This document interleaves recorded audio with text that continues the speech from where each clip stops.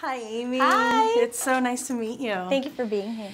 Thank you for having me. Now, we've been waiting a long time for Elena to pop up on our screens. Yeah.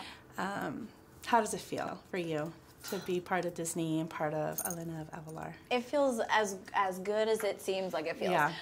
It's amazing, and I think that people have been waiting not only for Elena, but for a woman of color in a power position, being a leader, and it's just really such an honor to be a part of that history, because to be sort of at the forefront of that wave, hopefully it's a wave, hopefully many more absolutely. will come, it's just everything. Yeah.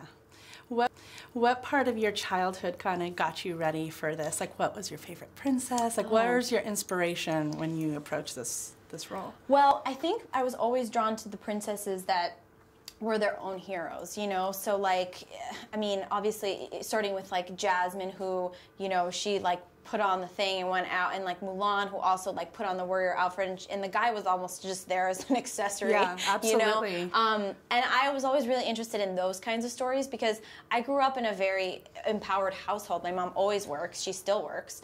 And it was more of a team effort than anything else. So I think that's one of the many positive messages of this story. It's like, do what you got to do, girl. You know what I mean? Like, you can do whatever, and you don't necessarily have to wait for a partner to make that happen. Absolutely. Or to feel whole. And You mentioned Mulan, and she's actually my favorite as well, because in addition to being really strong, she's all about family and familia, and like kind of holding up her family name, which is Elena's, which is like weaved into the whole first episode that we got to see today. Is family a big part of your life kind of growing up? Or? Absolutely. I mean, just everything to us, you know?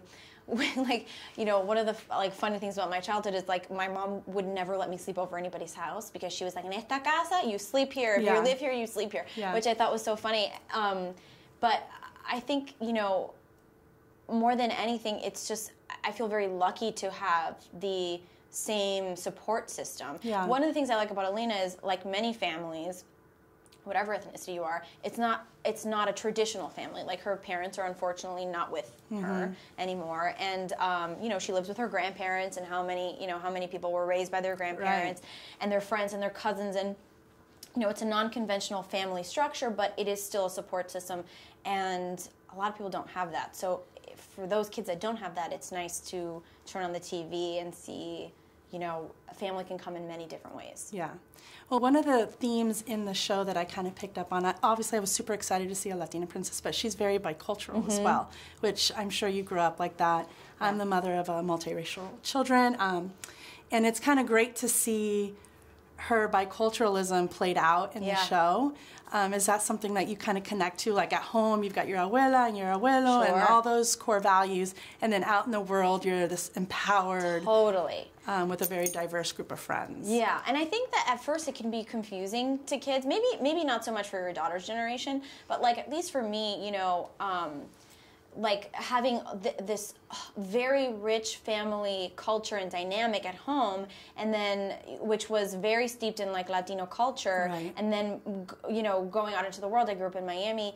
You know, Miami has a little more Latin culture than most places in the United States, but to go out and also have to live in this world was not always the easiest thing to do, to navigate.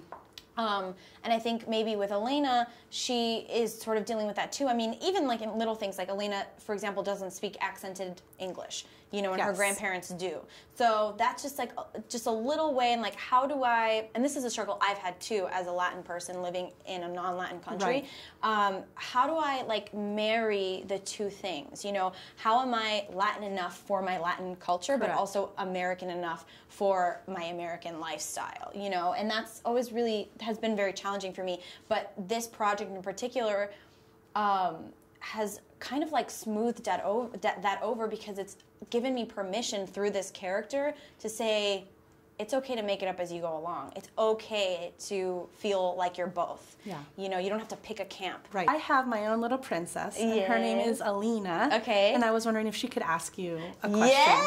Come on up. Is your real name Elena? It's Alina. Alina? So, Oh, I love that. So when she came out, Elena, it was very exciting. So can you ask Miss Aimee? How long does it take to make a princess? We have been working on it for 2 years. So, and because it's not just me, so I go in and, well, first of all, someone writes the story, and then I get it, and then I go in and I do the voice, and then they send that off to a studio that draws and animates Elena. So that's like the other half of the performance. So everything takes a really long time. Wow. Did you like the show, baby? Yeah. Yeah, what did you like? The flying animals. The Jacquins. Yeah, those are pretty cool.